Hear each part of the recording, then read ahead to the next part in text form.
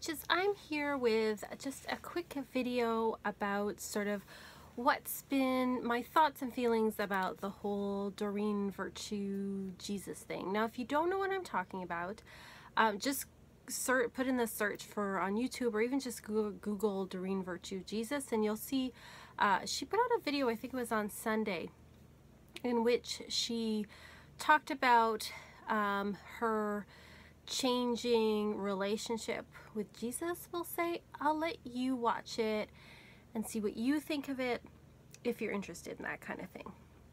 But if you are in the New Age community at all, you know all about Doreen Virtue. She is, she's a brand. She's one of Hay House's biggest authors. And she's written tons of books over the years about angels. She's written some stuff about Ascended Masters as well. I've always been kind of on the fence about Doreen Virtue.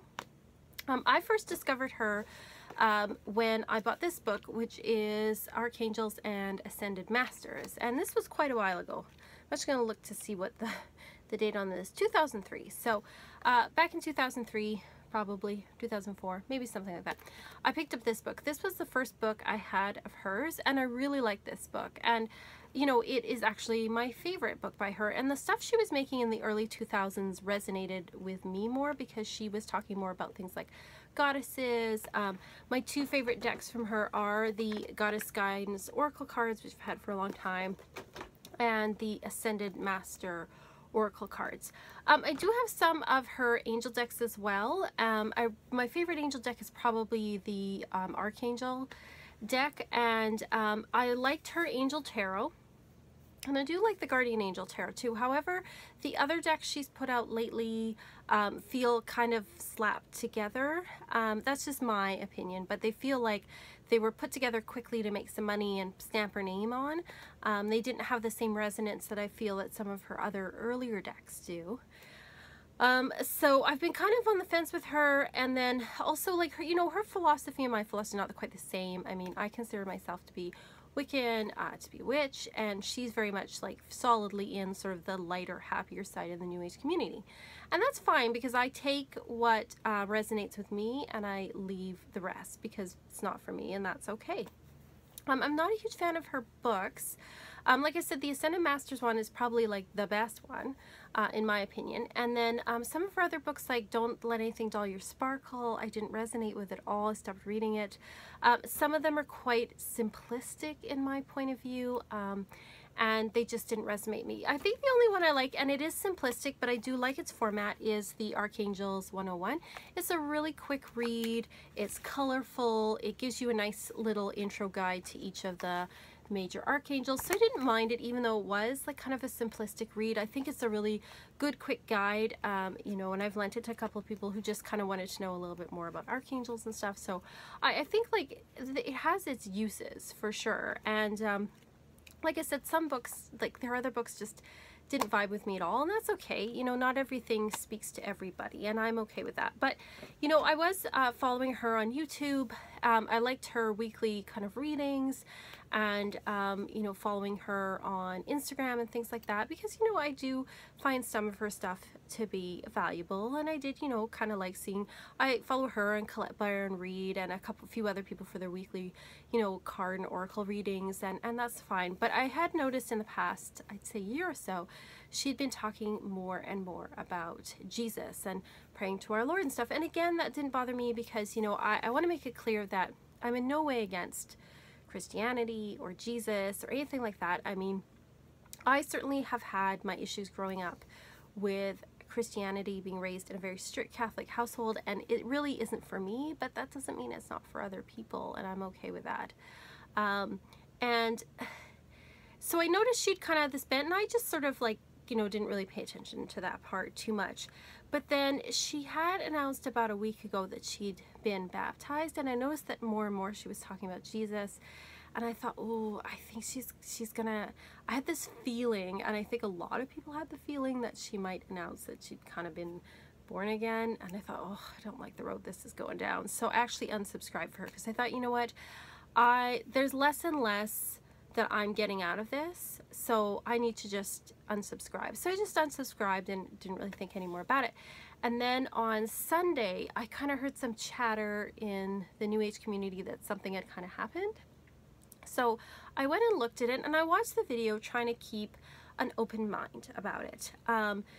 And in it, she basically is saying that she had was going to church, and she had received this vision from Jesus, which, you know, whatever, that's all fine. And she, you know, wanted to, you know, work with him and all this stuff, and that's great. But then the video, and I mean, look at it yourself, and, you know, if you're interested, and form your own opinion. But what I kind of took for it, I was kind of disappointed, I have to say, because in it she starts talking about how she'd been watching these videos about people who had near-death hell experiences, and how Jesus was the only person who could save you, which to me is very hardcore kind of evangelical talk, and very different from all the teachings she's had before, which was much more open and accepting and non-denominational. And that's one of the reasons that I did like her, is because of that.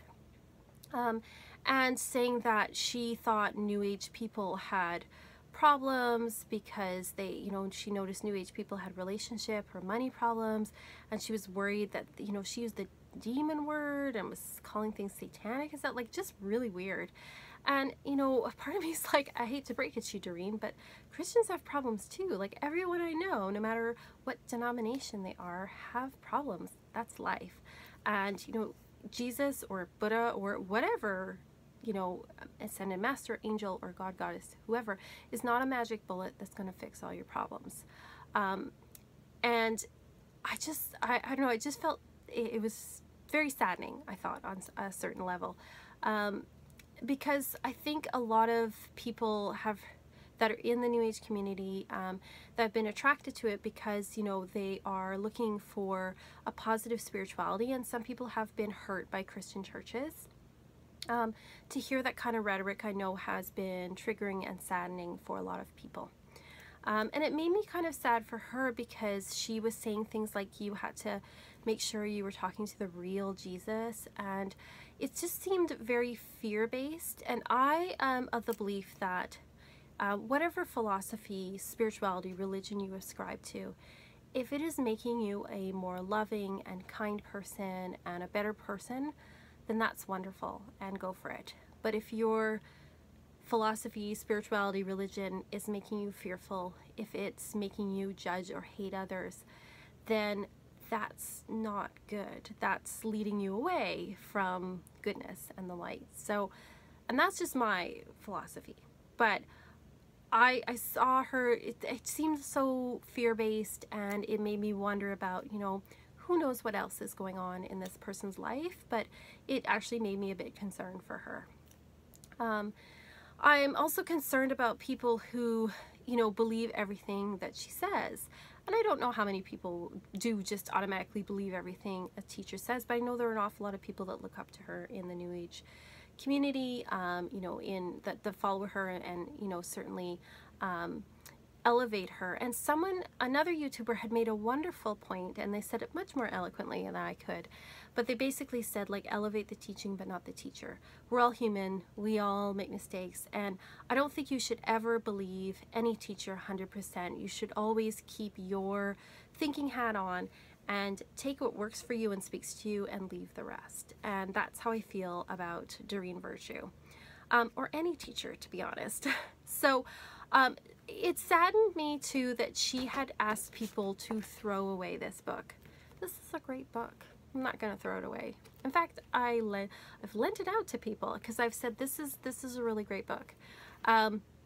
I think that it is a nice way to introduce people to, you know, all, like, different gods and goddesses and angels, and how you can work with them, and you don't have to necessarily be from any particular denomination, that all these beings help people out, no matter what. So I love this deck, and I'm not, or book. I love the deck too. She also said she was going to be redoing the deck because she didn't trust some of these Ascended Masters. It's a little weird to me, but whatever. I'm not going to be throwing away this deck because I like it. These two are my favorite decks of hers, and I'm not going to be getting rid of them anytime soon.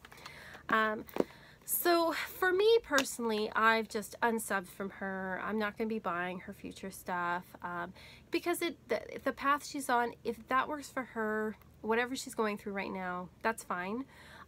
But you know, it doesn't speak to me, and that's okay. But that doesn't mean that I'm going to reject the books and cards she's made in the past, because you know, if I like them, I'm going to continue to work with them. So I thought I would pull an Ascended Masters card just to give us a little guidance. What do we need to know about all this, and what should we do or not do about this, or how should we look? What do we need to learn? What do I need to learn from all this? I'm gonna shuffle. Oh, that's an interesting one. I got Angus, who's the Celtic god, twin flame, it says. Interestingly, Angus is the god of love, and he's also connected with poetry and using your words well.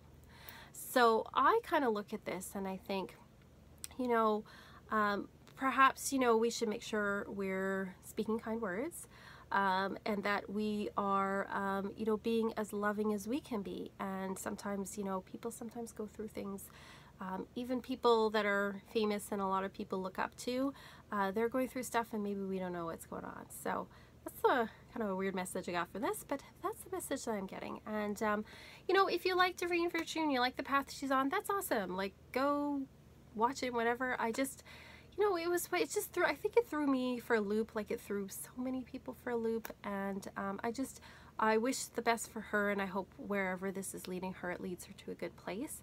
And I hope that, you know, people that are looking at this and are looking at her video and maybe feeling upset or betrayed, that they take what's good from her stuff and they leave the rest.